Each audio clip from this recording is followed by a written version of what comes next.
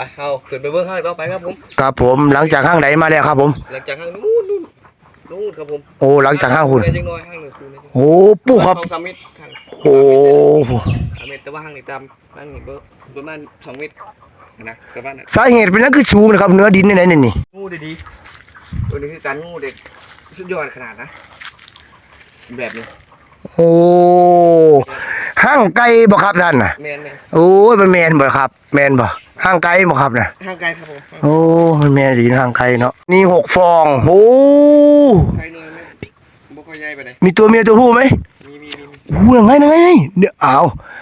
โอ้นี่ไงเดี๋ยวเลยนั่นไงโอ้สาเหตุเพราะอะไรมันอยู่สูงจังอ่ะสาเหตุกับเกี่ยวกับจรพรพังพรงูสัตว์เลื้อยคลานเป็นอีเห็น